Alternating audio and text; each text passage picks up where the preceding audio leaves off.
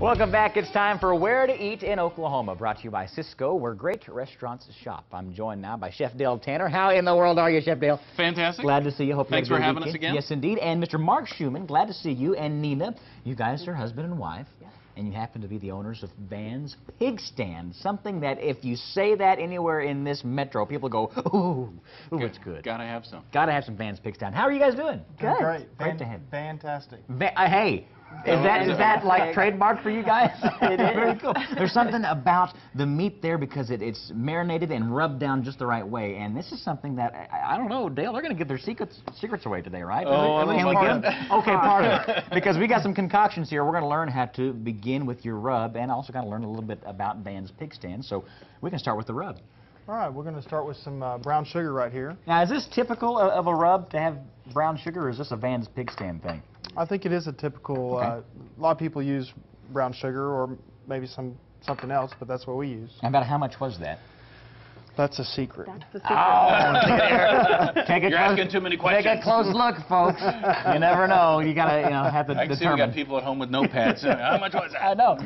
Oh my! And what else did you put in there? Some kind of seasonings? Right, we put our secret rub spice into it. See, we tell them we're going to give them the secret, but all it is you're just going to see how the secret comes together. That's right. Which is a point of a good secret. So the secret rub spices are combined now with this brown sugar, and this is something that is this a part of that 1930s, original recipe of the Van's Pig Stand? It is. We're going to take this rub and we're going to rub this meat. And here in the studio, we're just going to rub it, but what you won't see is us actually letting it sit for about 24 hours marinating. Oh, we have time. We have time to wait.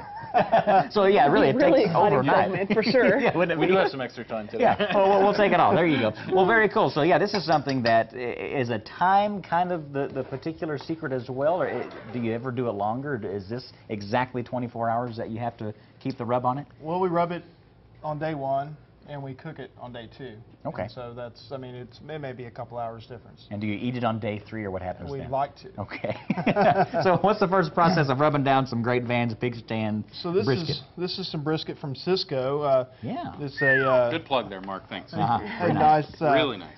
It's a grade choice or better, and what we're doing is we're just rubbing this stuff on here nice and thick, make sure there's a coating, and the secret is to actually touch it. You can't. A lot of times people will just take it and they'll just put it on there, but the idea is to actually rub it in. And that's why they call it a rub, I would imagine. I guess right. so. Secret is just behind the name. How about that? And what does that do? I mean, this looks like it's just a natural piece of meat here. Are the juices just kind of combining with what you've created there to turn into a nice taste? Well, I think it just gives it a lot of love. I don't know, exactly the technical terms of what I'm doing here, other than rubbing it and touching everything on it, but it really does translate into love. This is where the magic starts. The magic. The magic. Okay, yeah. Nina, now you know about that magic. So if you want to rub this Sure. one right here, get some of that. All right, let's So I'm see just what gonna we take a got handful. here. These are Take the a world handful. famous Van's pork ribs. Ooh. So tell me, how world famous are they? Because, I mean, you guys been around since 1930. Are people coming from Istanbul to come have some of these? Hey, we have people from all over the place come Really? to our restaurant. 1930, my grandfather started Van's in Shawnee. Very cool. It's been in our family ever since. We are Oklahoma's oldest family-owned barbecue, so that Really? is our claim to fame. 83 years this past June.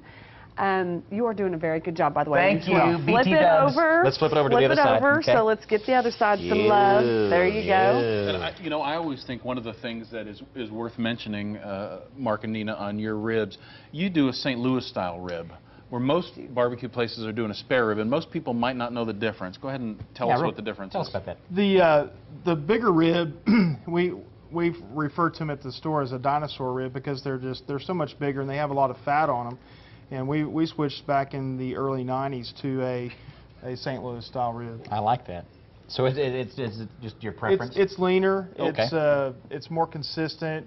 I mean, 4 ribs might make a pound. 4 or 5 ribs once they're cooked might make a pound. Very cool. And that's What we say in the restaurant business is it's a higher yielding product. In other words, you get more out of it. There's not a lot that you're going to be throwing away for trimming and things like that. Well, we're going to yield for a moment, and when we come back, going to find out what's next after the tornado took the Moore store, which a lot of people knew about that. Plus, we've got some dessert on the way. Sysco, Oklahoma brings Van's Pig Stand. It all continues right after this. Yes! This looks